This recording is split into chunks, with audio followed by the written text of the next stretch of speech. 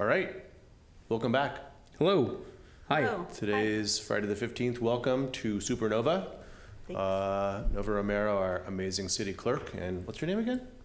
I don't know. Yeah, it doesn't matter. Just a couple brief things I have. You've got brief things, and Nova's going to talk about election spotlight. Feels early, but it's upon us. Yeah. It's good to get the information out there and just building a web page specific. So anyway, just real briefly, Chief Tomasi is in Michigan visiting his mother who's turning 89. So happy birthday, Paul Tomasi's mom. And we do have obviously police coverage. So Acting Commander Bruno and the new sergeant, we got good coverage for the city. So he'll be back on Tuesday. So it's a pretty quick trip. And then I owe Nancy Toomey a call. I'm sorry, Mrs. Toomey, about Assembly Bill 413, which is the bill that requires a certain visual distance between crosswalks. So the city attorney's reviewing this with us. And again, Mrs. Toomey, I'll call you. I'm meeting with the city managers today for my monthly meeting. This is a topic I have on our agenda. And then the Traffic Safety Committee. You may have a special meeting to talk about this. So anyway, this will be a topic that we're not out there removing parking spaces yet because every parking space in the village is sacrosanct. But again, we're delving more into it, again, working with the city attorney and traffic safety about what we have to do and what we will do and those Because it is nuanced. It's not as simple as it has to be 20 feet. There's language in there about, you can adopt an ordinance that says it's less than that if you can prove that it's safe. So it's not as black and white as maybe some jurisdictions have been treating it. 100%. So we're looking at that now. So that's all I have. Okay, great. Couple of quick things from me. Thanks to everybody for coming out to Planning Commission this week. We had a really good turnout. We had some hot topic items. The thing that got the most people out, I think, was the Golden Bough Theater. They were in for a small amendment to their permit. You can see, down Monteverde, they've been cranking on that project for a while. Yeah. I know they're trying to get open for the summer for their first show. It looks great. They're doing a great job. So that was approved. So they're going to keep going on that.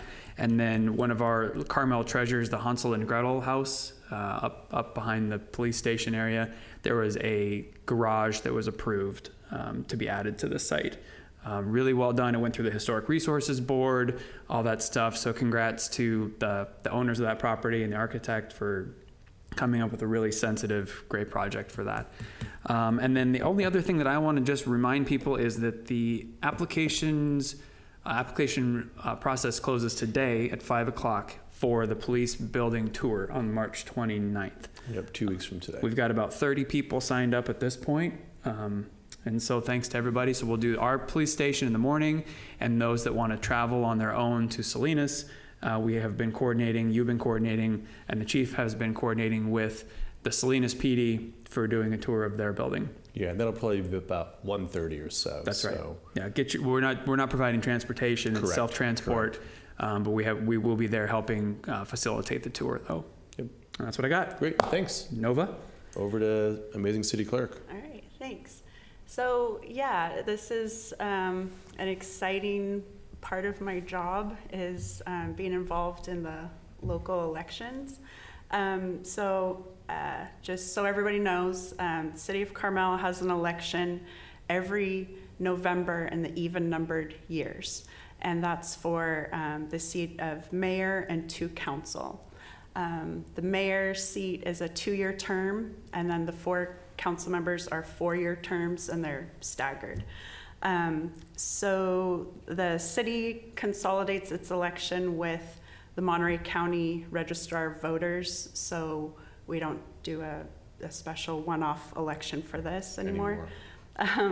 And so as the city clerk, I'm the election official for the city of Carmel. So I'm the main point of contact for anything election-related questions about running for office, getting your nomination papers, things like that.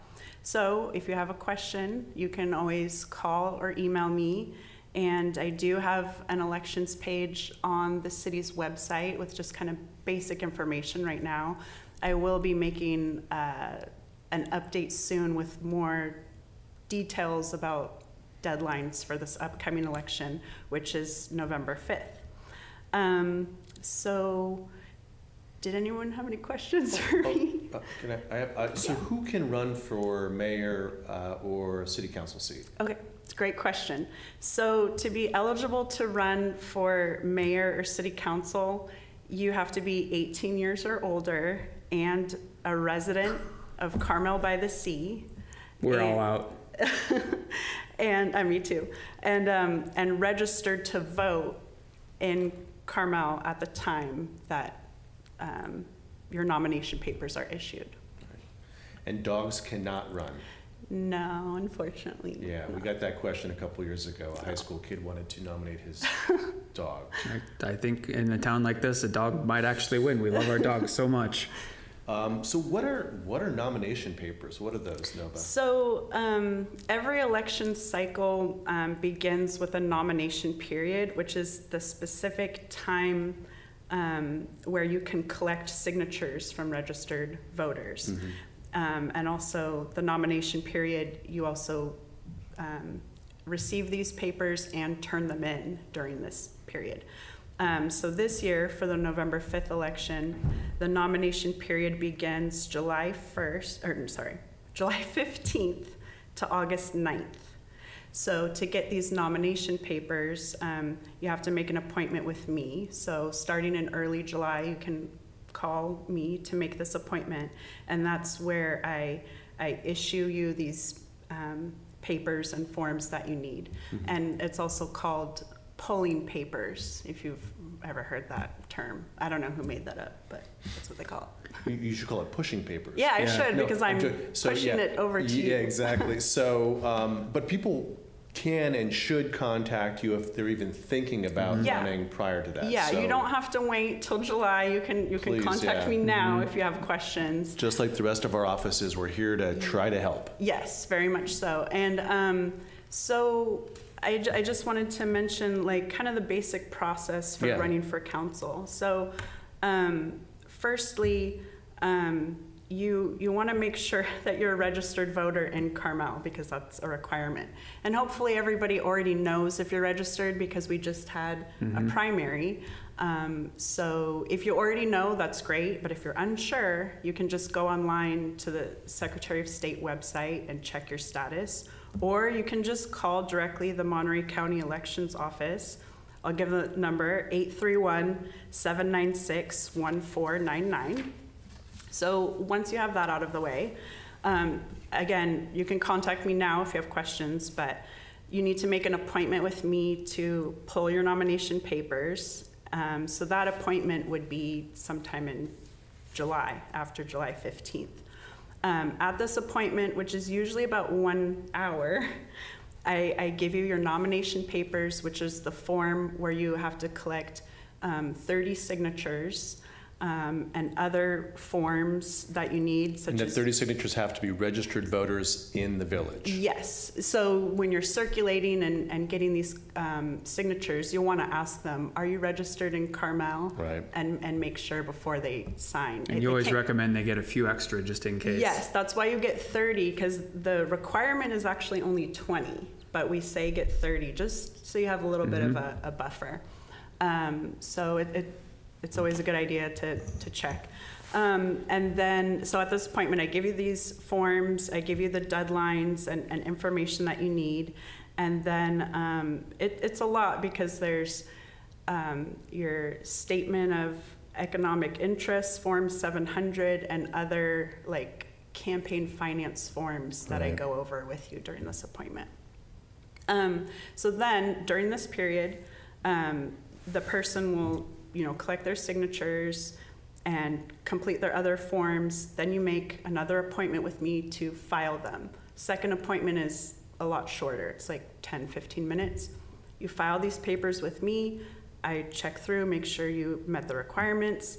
Then I send the nomination signatures to the county. They check and make sure you have at least 20 qualified signatures. So they verify. They verify them, and then they let me know, and then I get the pleasure of contacting that person and letting them know that they've officially become a candidate. And then from there, it's election season till November 5th.